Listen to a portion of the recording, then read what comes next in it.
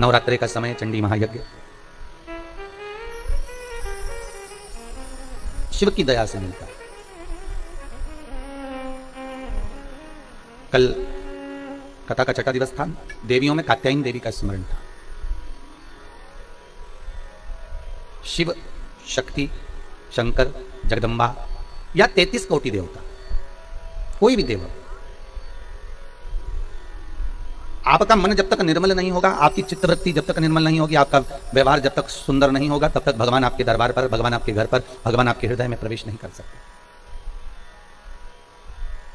आपका व्यवहार, आपकी नेचर, आपका हृदय, आपकी चित्तवृत्ति जितनी निर्मल होगी, जितनी साफ। हम कई बार लोगों से कहते हैं अपना तन का कपड़ा भले साफ ना हो चलेगा, पर मन बहुत साफ रखना। साफ मन क्लीन रखिए। कपड़ा साफ करते करते तो जिंदगी हो गई। वो कपड़ा साफ हुआ नहीं हुआ, कपड़े में कितने दाग लगे हैं, उससे मतलब हमको नहीं रखना है।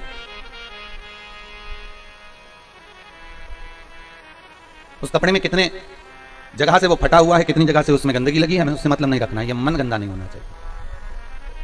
हमें भगवान से इतनी प्रार्थना जरूर करना कि हम दूसरे के दोष ना देखें, हम दूसरे की गलतियां ना निकालें। हम हमारे कुल में अगर जन्म लिए हैं, हम जिस कुल में पैदा हुए हैं, हम अगर ब्राह्मण हैं, हम क्षत्रिय हैं, हम वैश्य हैं, हम शूद्र हैं, हम जिस कुल में जन्मे हैं, उस कुल के अंतर्गत हम किसी में भेद ना देखें, हम किसी में गलतियां ना देखें। भगवान को नहीं आने का सबसे बड़ा कारण एक होता है कि हम दुनिया के लोगों में गलती बहुत देखते हैं। जब हमारी दूसरे में हम गलती देखेंगे, मतलब ये पक्का है कि अपने भीतर भी कोई गलती होगी। भगवान कृष्ण ने दुर्योधन से कहा कि इस दुनिया का सबसे अच्छा व्यक्ति ढूंढ कर लिया, पूरे हस्तिनापुर में जो सबसे बेकार व्यक्ति हो, सबसे अच्छा व्यक्ति हो, तो उसको लेकर आ। और युधिष्ठिर से कहा है पूरे हस्तिनापुर में, पूरे विश्व में जो सबसे बुरा व्यक्ति हो, तो उसको छाट कर लेकर आ। तुम दोनों जाओ। दुर्योधन अच्छे व्यक्ति को ढूंढने जा रहा है और युधिष्ठिर बुरे व्यक्ति को ढूंढने के लिए जा रहा है। कई दिन लग गए इनको ढूंढने में, पर दुर्योधन को कोई अच्छा नहीं मिलता। दुर्योधन किसी को भी अगर देखता है ना, तो उसमें पहले गलतियां देख लेता है। दुर्योधन अगर किसी से मिलता है तो उसमें गलती ढूंढ लेता है। युधिष्ठिर को बुरा नहीं मिला, क्योंकि युधिष्ठिर जिससे भी मिलता है ना, उसमें कुछ ना कुछ अच्छा ही देख लेता है। वो जिससे भी मिल रहा है उसमें कुछ ना कुछ अच्छा देख रहा है। भगवान कृष्ण ने पूछा क्यों दुर्योधन, तुम्हें कोई अच्छा व्यक्ति मिला? दुर्योधन बोला महाराज पूरी पृथ्वी पर कोई अच्छा नहीं है, सब बेकार,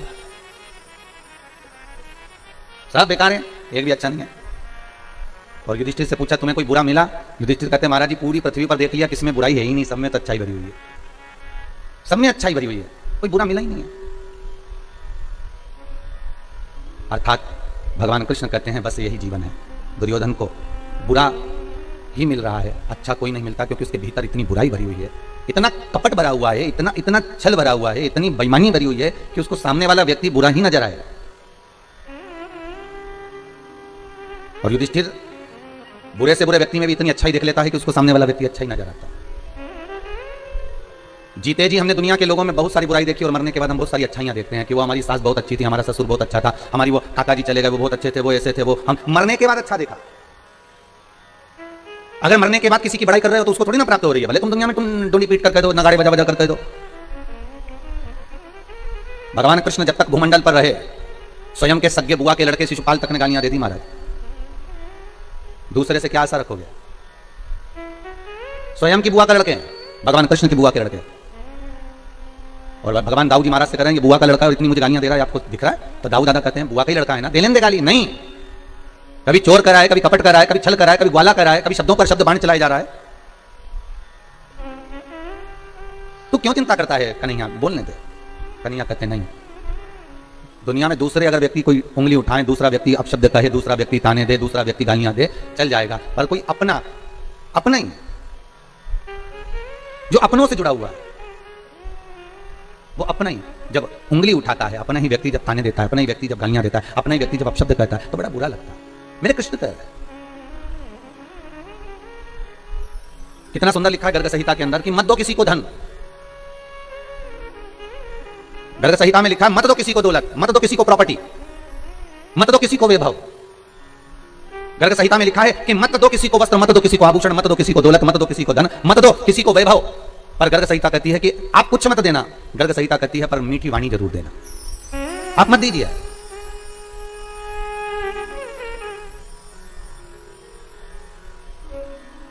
एक मिठास से परिपूर्ण वाणी जरूर प्रदान करिए।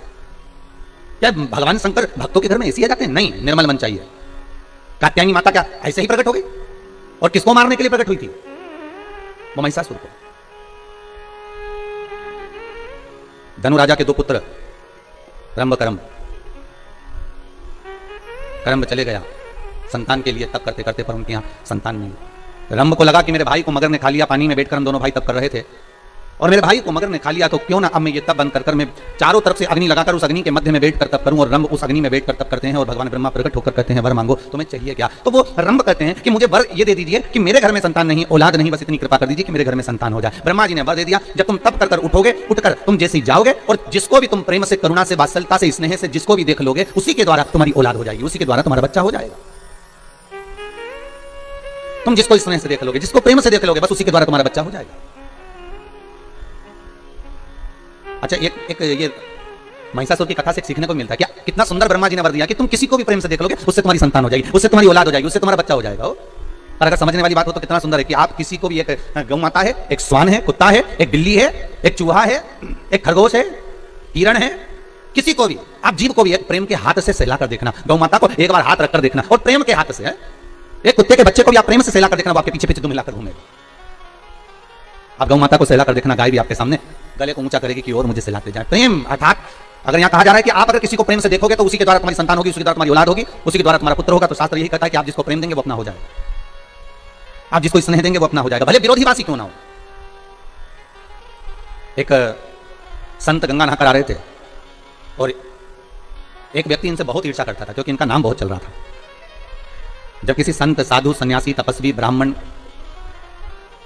कोई कथाकार, कोई वक्ता, कोई ज्योतिषाचार्य, कोई श्रेष्ठ कर्मकांडी ब्राह्मण, कोई श्रेष्ठ विद्वज्जन, जब उसका खूब नाम चलने लगता है तो कुछ लोग ऐसे होते हैं जो उन पर उंगलियां उठाना प्रारंभ कर देते हैं। बेमतलब की फालतू बातों को ढूंढेंगे और उसको जगत में ले जाकर छोड़ेंगे कि कैसे ना कैसे इसके ऊपर गलत लांछन लगाया जाए।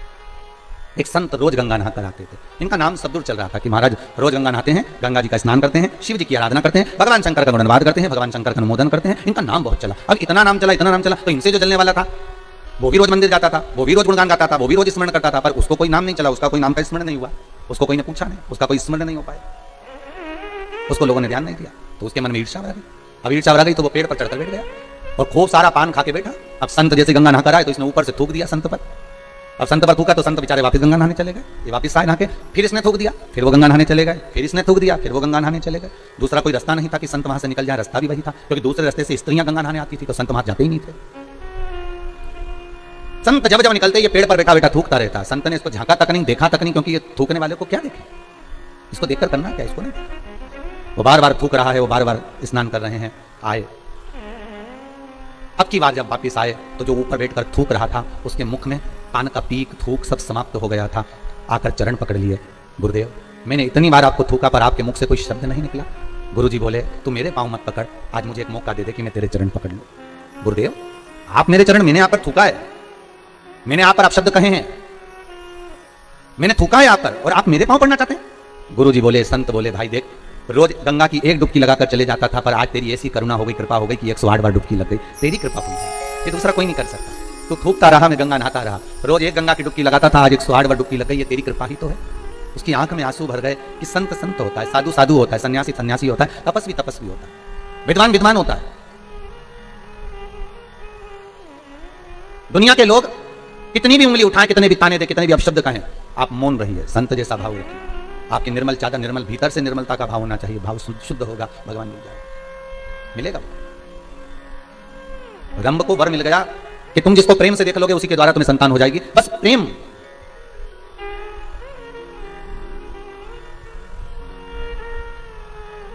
बहुत अंतर है महाराज जी प्रेम और प्यार में, जमीन और आसमान का अंतर है, बहुत ध्यान देना महाराज। प्यार दिखावे का होता है, प्यार में खून और खच्चर होता है, प्यार में एक दूसरे को मारने के लिए तैयार हो जाते हैं, प्यार में बर्बाद होने को तैयार हो जाते हैं। पर प्रेम में ना खून खच्चर होता है, प्रेम में ना अपशब्द निकलता है, प्रेम में ना ताने दिए जाते हैं। प्रेम केवल एक स्नेह का होता है, जैसे एक माता पिता का बच्चे से हो, एक करुणता का रहता है। जैसे राधा जी ने भगवान कृष्ण से पूछ लिया था कि ये बताओ ठाकुर, हे कृष्ण मैं कहां कहां पर हूं बोलो। भगवान कृष्ण कहते हैं राधा तू मेरे नस नस में, राधा तू मेरे रोम रोम में, राधा तू मेरी धड़कनों में, राधा तू मेरे नयनों में, राधा तू मेरी जिह्वा में, राधा तू मेरी श्रवणता में, राधा तू मेरी रोमावली में, राधा तू मेरी धड़कनों में, राधा तू मेरी नस नस में। हर जगह पर राधा है। तो राधा कहती है कृष्ण अब ये बता दो कि मैं कहां पर नहीं हूं। भगवान कृष्ण कहते हैं राधा तू मेरी किस्मत में नहीं है, तो मेरे भाग्य में नहीं है। 16,108 रानियों के साथ में भगवान की शादी हुई, पर राधा के साथ कहीं पटरानियों में, रानियों में 108 पटरानियों में, 16,108 रानियों में राधा जी का नाम नहीं आता महाराज। तो मेरे भाग्य में नहीं है। प्रेम यही होता है, प्रेम में त्याग होता है, प्रेम में करुणा होती है। और दुनिया के लोग प्यार और प्रेम को एक कर दिए, कहीं कह दिया हम तो प्रेम, इसको प्रेम नहीं कर सकते कि 2 दिन का हुआ फिर आखिरी में तलाक हो गया। प्रेम कर कर, प्यार कर कर, स्नेह कर कर आपने शादी तो कर ली कि हम तो एक दूसरे को चाहते हैं, हम एक दूसरे को स्नेह करते हैं। शादी करने के 4 साल, 3 साल, 2 साल, 2.5 साल, 1.5 साल में अदालत में पहुंच गए, मालूम पड़े फिर तलाक हो गया। इसको प्यार नहीं कर सकते, इसको प्रेम नहीं कर सकते। इसको केवल साधारण सी भाषा में स्नेह प्यार कहा होगा। और प्रेम की परिभाषा क्या होती है, प्रेम का परिभाषा का अंश क्या होता है, वो केवल एक होता है। प्रेम में ना अपशब्द होते हैं, ना ताने होते हैं, ना गालियां होती हैं। अगर हम भगवान से प्रेम करें हैं और भगवान ने अगर हमारा बुरा भी कर दिया है तो हम उसमें भगवान को दोष नहीं देते, हम अपने भाग्य को दोष देते हैं। यही प्रेम कहलाता है, इसी को प्रेम कहते हैं। उसमें हमने भगवान को दोष नहीं दिया है, गलती हमारी होगी, हो सकता है हमको कुछ सहन करना पड़ेगा, हो सकता है हमारे ऊपर कोई बात होगी इसलिए भगवान ने अच्छा ना किया। वो प्रेम,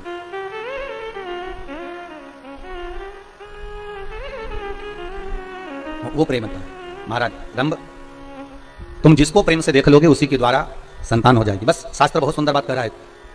आप पड़ोसी के बच्चों से भी प्रेम कर लोगे ना तो वो जाके तुम्हारे लिए दूध की थैली ला देंगे। बोलो सही है कि गलत है? बच्चों के, पड़ोसी के बच्चों से भी कह दोगे प्रेमवश की बेटा जाओ लिया, तो वो ला देंगे प्रेम के बल पर। पड़ोसी के बच्चे भी अपने बच्चे बन जाते हैं अगर प्रेम है तो फिर रंभ के लिए ब्रह्मा जी ने कहां गलत कह दिया? रंभ के लिए ब्रह्मा कहां गलत कह रहे हैं कि तुम जिसे प्रेम से देखोगे तुम्हारी संतान हो जाएगी। और जैसे ही रंभ उठा, सामने से एक महिष निकल कर जा रही थी, एक भैंस निकल कर जा रही थी, और रंभ ने उसी भैंस को, उसी महिष को प्रेम से देख लिया। प्रेम से देखा, भैंस का गर्भ ठेर गया, महिष का गर्भ ठेर गया। और भैंस का जब गर्भ ठेरा, जब भैंस अपने घर पर गई तो इसका जो भैंसा था, महिषा था, उसने देखा कि मेरी पत्नी गर्भ से कैसे हो गई। ध्यान लगाया उस महिषा ने, उस भैंसे ने, तो ध्यान में आया कि रंभ के दृष्टि से इसका गर्भ ठेर गया। और रंभ की दृष्टि से अगर गर्भ ठेरा तो इसको क्रोध आ गया। रंभ जा रहा था अपने घर की ओर, भैंसे ने, महिषा ने दौड़कर उस रंभ के प्राणों को हर लिया। जब रंभ के प्राण हर लिए, मर गया रंभ। रंभ का अंतिम संस्कार हो रहा था, चिता तैयार हुई, उसका रंभ को रखकर जलाया जा रहा था, अंतिम संस्कार किया जा रहा था। उसी समय पर भैंस को लगा, महिष को लगा कि बताओ हम, इसका पुत्र मेरे गर्भ में है, अर्थात अगर इसका पुत्र मेरे गर्भ में है तो मैं इसकी पत्नी हूं, और पत्नी का कर्म है कि पति के साथ सती हो जाए, तो क्यों ना मैं अपने पति के साथ सती हो जाऊं। और धधकती हुई अग्नि में, धधकती हुई चिता में वो भैंस, वो महिष कूद गई, और जैसे ही कूदी उसके गर्भ से एक बच्चे ने जन्म लिया जिसका नाम महिषासुर हुआ। क्या नाम पड़ा है? महिषासुर।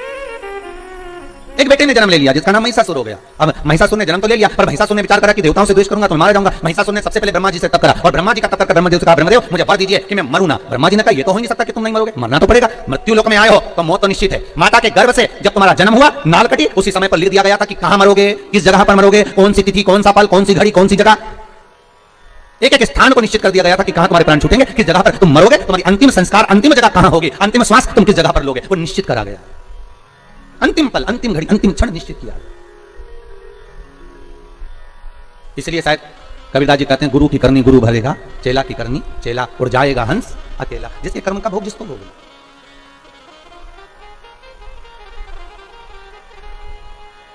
अपने कर्म का भोग अपने को भोग, कोई दूसरा नहीं भोग। हम कई बार कहते हैं माताओं से, आप अपने पतियों से कभी कभी पूछा करो, आप जो कमा कर ला रहे हो वो किसके लिए कमा रहे हो?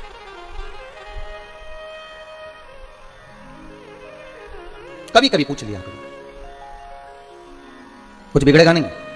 और पति बोले कि तुम्हारे लिए कमा रहे हैं, बच्चों के लिए कमा रहे हैं, तो पत्नी का फर्ज है कि पति से कह दे कि कमाओ, मना नहीं है, पर थोड़ा थोड़ा सत्कर्म भी करते जाओ। अभी इतनी भयंकर कोरोना महामारी चल रही है, कहीं बन सके तो थोड़ा पुण्यपन भी कर ले, थोड़ा सत्कर्म कर ले, थोड़ा धर्म कर ले। कत नामक ऋषि हुआ, क्या नाम होता है? कत। और कत नामक ऋषि के घर में एक पुत्र हुआ जिनका नाम था कात्य। क्या नाम पड़ा? कात्य। कात्य ऋषि ने अपने पिता के बतलाए अनुसार शंकर भगवान की ऐसी भक्ति धारण करी कि शंकर भगवान के शिवलिंग का निर्माण कर शिवलिंग के सामने हृदय चित्त को जोड़कर शंकर के मंदिर में शिवलिंग के सम्मुख में बेलपत्री चढ़ाना, शंकर का अनुमोदन करना, पूजन करना, और उसी जल को नयनों से लगाकर भगवान शिव का स्मरण करना।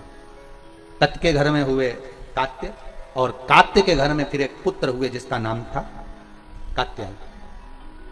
क्या नाम था? कात्यायन।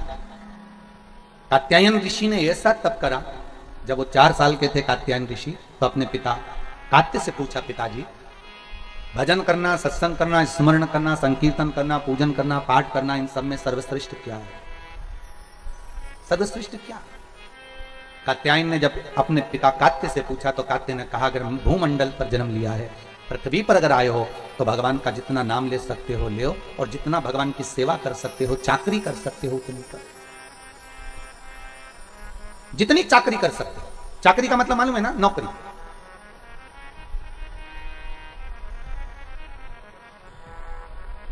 भगवान के मंदिर में भी अगर आप जा रहे हो तो ये भाव रखकर जाना कि हम सेठ जी के घर में नौकरी करने जा रहे हैं। थोड़ा झाड़ू लगा दिया, पोछा लगा दिया,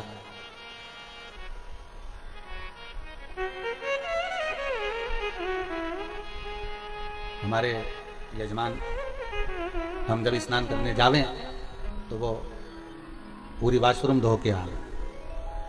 हमने भगवती महाराज जी से कहा कि यजमान को बोल दो, घर में कोई और सेवक हो तो उनको बोल दो, वो धो दिया करेंगे वॉशरूम। पर जजमान खुद स्वयं,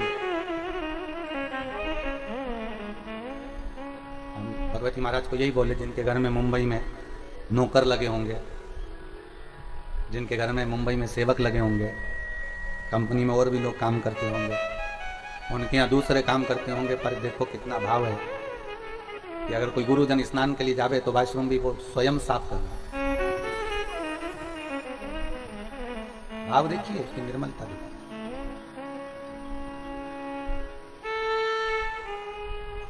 निर्मल भाव। चाकरी कर लो। पहले भी कथा में काज फिर कहते हैं, जिस मंदिर में कोई ना जाए उस मंदिर में तुम जाओ, जिस मंदिर में लोग पानी ना चढ़ाएं उस मंदिर में तुम चढ़ाओ, जिस मंदिर में लोग झाड़ू ना लगाएं उस मंदिर में तुम लगाओ, जिस मंदिर में लोग पोछा ना लगाएं उस मंदिर में तुम लगाओ। शंकर के मंदिर में जहां कोई ना जाए वहां एकांत में जाकर तुम बैठ जाओ। मंदिर को साफ करो, धो पोछो, शिव जी का श्रृंगार कर दो, घर से चंदन ले जाकर लेपन कर दो, कहीं की पत्ती वत्ती तोड़कर बाबा का श्रृंगार कर दो, थोड़ा एकांत में बैठकर शंकर जी से बात कर लो। 1 महीना कर कर देखना, फिर कह देना किसी और वाला महाराज झूठा है, उसकी वाणी झूठी है। जिस मंदिर में कोई नहीं जाता हो, जिस मंदिर में कोई पहुंचता नहीं हो, ऐसे शंकर के मंदिर में तुम जाकर झाड़ू लगाकर, पानी डालकर, साफ कर कर, शिव जी का श्रृंगार, पार्वती का श्रृंगार, गणेश जी का श्रृंगार, कार्तिकेय का श्रृंगार, बढ़िया मल कर स्नान कर कर। तुम्हारे पास में कुछ भी नहीं है, मत चढ़ाओ, पेड़ पौधों की पत्तियां तोड़कर चढ़ा दो, घर से थोड़ा सा चंदन ले जाओ, उसको घिस कर, भले गोपी चंदन हो, सादा चंदन हो, लाल चंदन हो, पीला चंदन हो, जो हो वो भगवान को लगा दो। श्रृंगार कर कर थोड़ी देर, बन सके तो अगरबत्ती, धूप बत्ती, दिया जो हो लगाओ, नहीं हो तो बाबा का श्रृंगार करके थोड़ी देर, जहां तुमने झाड़ू पोछा लगाया, बाबा का श्रृंगार करा, भले उस मंदिर में कोई नहीं जाता, भले उस मंदिर के अंदर कोई प्रवेश नहीं करता, पर तुम एकांत में बैठकर उससे थोड़ा सा स्नेह करने का प्रयास करिएगा। 1 महीना कर कर देखना, उसकी नौकरी, तनख्वाह वो देना चालू करेगा। कितनी तनख्वाह देता है वो जानेगा। तो नौकरी कर तो सही। किसी के यहां पर जाकर 1 महीना नौकरी करोगे तो तनख्वाह देगा कि नहीं देगा? अरे बोले तो सही, थोड़ी बहुत तो देगा रे। 5,000 रुपये महीना नहीं देगा तो 3,000 देगा, 3,000 नहीं देगा तो 1,500 देगा, 1,500 नहीं देगा तो 1,000 देगा, पर देगा तो सही। जब दुनिया के लोगों की नौकरी करते हो तो 2-5 हजार रुपए मिल जाते हैं, तो तुम कोई साधारण जगह की नौकरी कर रहे हो क्या? कोई तुमसे पूछे कहां चली जाता है, 1 महीने से पते ठिकाने नहीं तेरी नौकरी लग गई क्या? हाँ, नौकरी लग गई, वो तो भला है, बस योर वाले महाराज का उसी ने लगवाई है, अच्छी कंपनी मिल गई। अच्छा, कितने लोग काम कर रहे हैं उसकी फैक्ट्री में? अरे पूछो ही मत रे, कितने।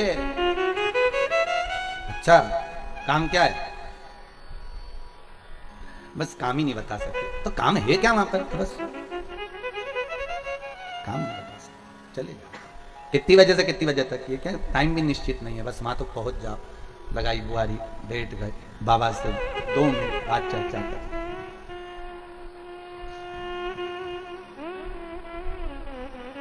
2 मिनट बैठ कर आप बस बाबा से चर्चा कर लिए, स्नेह कर लिए, बोल दिए दिल की बात। और फिर निवेदन करूंगा, जब आप चाकरी करो, नौकरी करो, तो बोलना मत ही कि मुझे धन देना, कि दौलत देना, कि सत्ता देना, मत बोलना। सेठ है वो, सब जानते हैं। आप तो केवल सेवक की करो, आप तो केवल चाकरी करो, मनुष्य का। शिव महापुराण में भगवान शंकर अमरनाथ की गुफा में माता पार्वती से कहते हैं, सुन पार्वती, कलिकाल में, कलयुग में जितने जन्म लेंगे कोई पुण्य का भागी नहीं है, सबके सिर पर पाप की गठरिया। पार्वती, अमरनाथ की गुफा में भगवान शंकर कहते हैं, संसार सागर में कलयुग में आपका जन्म हुआ है तो मस्तक पर पाप की गठरिया भरी पड़ी है। कोई तुमसे कहे कि हमारा श्राप लग जाएगा, बद्दुआ लग जाएगी, ये लग जाएगा, वो लग जाएगा, दुनिया के लोग तुम्हें डराएंगे, धमकाएंगे, डरने की जरूरत नहीं है। संसार सागर में कोई दूध का धुला हुआ नहीं है। शिव पार्वती से कहते हैं संसार में वही श्रेष्ठ है जो शिव की आराधना में डूबा है और शंकर के मंत्र का स्मरण कर रहा है। पाप सबके माथे पर है। 4 स्थान पर हर व्यक्ति से पाप होता है। पहला, झाड़ू लगाते समय छोटे जीव मर जाते हैं, पाप माथे चढ़ जाता है। दूसरा, वस्त्र धोते समय, नहाते समय छोटे छोटे जीव मर जाते हैं, उसका पाप माथे चढ़ जाता है। तीसरा, अग्नि जलाते समय, भोजन बनाते समय, लाइट जलाते समय छोटे छोटे पतंगे मर जाते हैं, उसका पाप माथे चढ़ जाता है। चौथा, अपने घर से चलकर जब हम कहीं जाते हैं अपने पांव के नीचे छोटे छोटे जीव मर जाते हैं, उसका पाप माथे चढ़ जाता है। 4 स्थान पर हर व्यक्ति से पाप होता है। प्रत्येक व्यक्ति के मस्तक पर पाप बंधा रहता है। पर सुन पार्वती, जो प्रतिदिन शिवालय में जाकर 1 लोटा जल शंकर को समर्पित करता है, वो धीरे धीरे पाप से मुक्त होकर मेरा अपना होते चले जाता है और वो संसार सागर से मुक्त हो जाता है। बहुत डराया गया संसार में, लोगों ने खूब डराया आप लोगों को, ऐसा मत करना पाप लग जाएगा, ऐसा मत करना पाप लग जाएगा, ये मत करना पाप लग जाएगा, भगवान को ऐसे भोग लगा दिया पाप लग जाएगा, भगवान को ऐसे जल चढ़ा दिया पाप लग जाएगा, भगवान को ऐसा कर दिया पाप लग जाएगा, भगवान को ऐसे प्रणाम कर लिया पाप लग जाएगा। शिव महापुराण ने सब कुछ समाप्त कर दिया। शिव महापुराण ने तो एक ही बात कही कि बच्चा गंदे नाली में गिर जाए, बच्चा गंदे पानी में गिर जाए, बच्चा गंदे कीचड़ में गिर जाए, उसको कोई नहीं उठाएगा, कोई गले से नहीं लगाएगा। बच्चा कीचड़ में गिरा हुआ केवल एक माँ और एक बाप होते हैं जो कीचड़ में गिरे हुए बच्चे के कपड़े नहीं देखते हैं, उसको गले से लगा लेते हैं। उसी तरह संसार में कितना भी पाप हो जाए, शंकर के मंदिर जाना मत छोड़ना, क्योंकि वो बाप ऐसा है कि तुम कितने भी पापी हो तो भी गले से लगाकर तुम्हें तार देगा, तो भी तार देगा। बहुत मिलेंगे तुमको, बहुत दिन भर सोशल मीडिया पर, दिन भर प्रवचन में लोग आपको यही ज्ञान देंगे, ऐसा मत करना पाप हो जाएगा, भूल से भी ये गलती मत कर लेना। गूगल पे सर्च करो तो सबसे पहला शब्द ये आएगा, भूल से भी आज प्रदोष है, भूल से ये गलती मत करना, पाप लग जाएगा। जब सर्च करो नवरात्रि चल रही है, अष्टमी आ गई, भूल से भी ये मत करना, पाप लग जाएगा। एकादशी है आज, भूल से भी ये मत करना, पाप लग जाएगा। अरे भाई, संसार सागर में कौन पुण्यभागी है? संसार सागर में तो केवल वही पुण्यभागी है जो कली काल में भगवान के नाम में डूबा हुआ है और अपने कर्म को श्रेष्ठ करता हुआ चल रहा है। कि मत बुरे कर्म कर वरना पछताए, भगवान की आंखों से तू बच नहीं पाएगा, तू बच नहीं पाएगा। कोई तुम्हें मंदिर में मिले और कहे कि ऐसा करोगे तो पाप लगेगा, वैसा करोगे तो पाप लगेगा, उसको समझा देना शंकर मेरे पापा हैं, शिव मेरे पिता हैं, और बाप अपने बच्चों की गलती नहीं देखता, बाप अपने बच्चों के सिर पर हाथ रखता है, उसको गले से लगाता है, उससे प्रेम करता है, बाप है वो। इस कथा को हम अखंड शिव महापुराण के रूप में बांचना चाह रहे थे। अखंड अखंड सौभाग्यवती के भाव से, अखंड वैभव के भाव से, अखंड संपदा के भाव से। जैसे 3 चीजें हैं अखंडता में मानी जाती है, एक बेलपत्र, दूसरे नंबर पर अक्षत चावल का दाना, तीसरे नंबर पर शमी का पत्र, अखंडता में माना जाता है।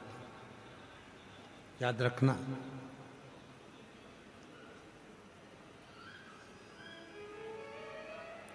एक बेलपत्र एक ऐसी है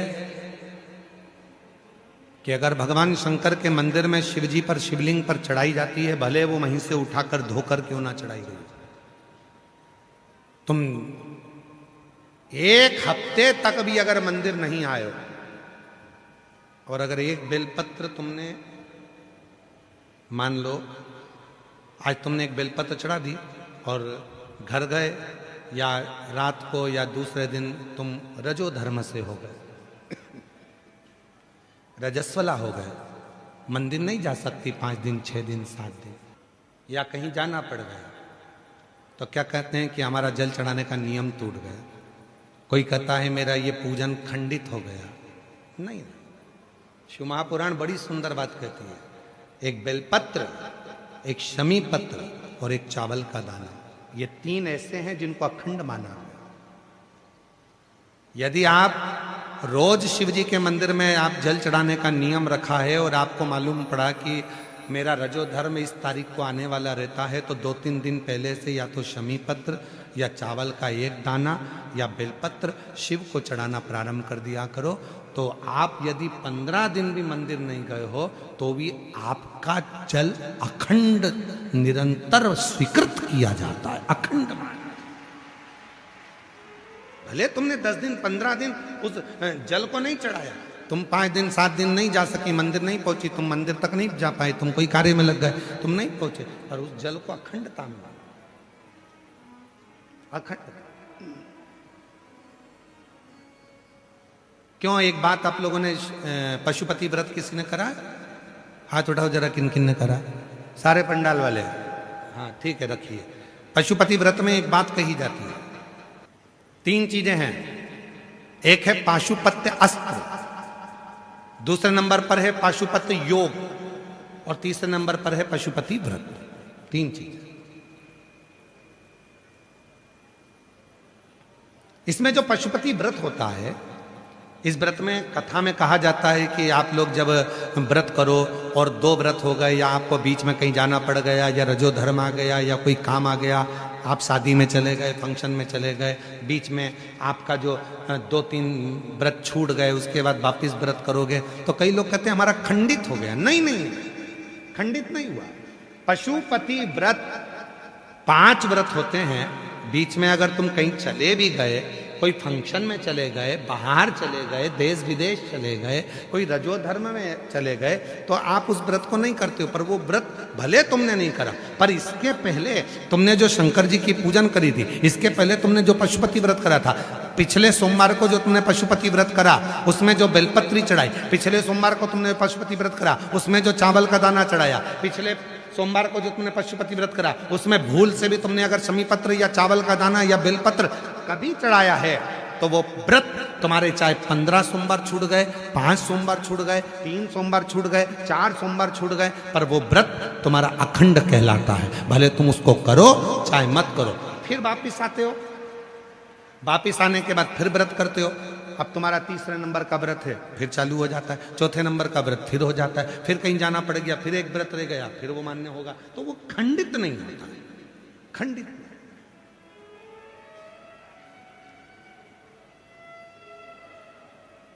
अखंड है।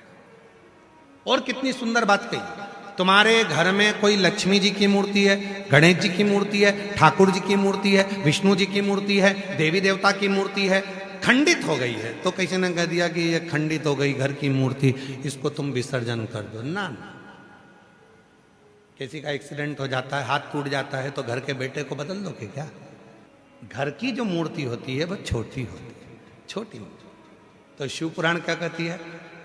उस मूर्ति के आसपास में कहीं पर भी एक चावल का दाना या एक बेलपत्र या शमी पत्र उसके आसपास में कहीं पर भी रख दो, वो मूर्ति खंडित नहीं, अखंड कहलाती है। वो खंडिता से बचा, उसमें खंडिता नहीं, अखंड का।